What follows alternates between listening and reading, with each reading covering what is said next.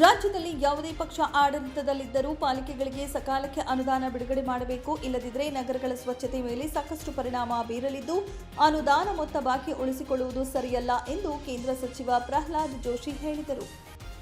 ನಗರದ ಇಂದಿರಾ ಗಾಜಿನ ಮನೆ ಆವರಣದಲ್ಲಿ ಮಹಾನಗರ ಪಾಲಿಕೆ ವತಿಯಿಂದ ಆಯೋಜಿಸಲಾಗಿದ್ದ ಪೌರ ಕಾರ್ಮಿಕರ ನೇರ ನೇಮಕಾತಿ ಅಡಿಯಲ್ಲಿ ಆಯೋಜಿಸಲಾಗಿದ್ದ ಕಾರ್ಯಕ್ರಮದಲ್ಲಿ 126 ಪೌರ ಕಾರ್ಮಿಕರ ನೇಮಕಾತಿ ಪ್ರತಿ ವಿತರಣೆ ಮಾಡಿದ ಬಳಿಕ ಮಾತನಾಡಿದ ಅವರು, ಗುತ್ತಿಗೆ ಪೌರ ಕಾರ್ಮಿಕರನ್ನ ನೇರ ನೇಮಕಾತಿ ಮಾಡಿಕೊಳ್ಳಬೇಕು ಎನ್ನುವುದು ಬಹಳ ವರ್ಷಗಳ ಕೋರಿಕೆಯಾಗಿತ್ತು.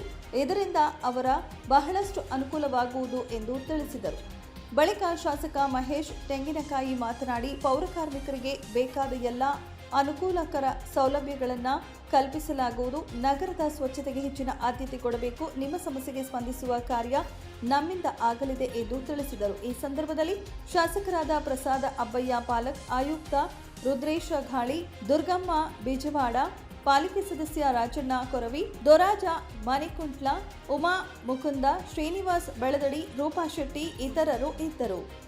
9 ಲೈವ್ ನ್ಯೂಸ್ ಹುಬ್ಬಳ್ಳಿ.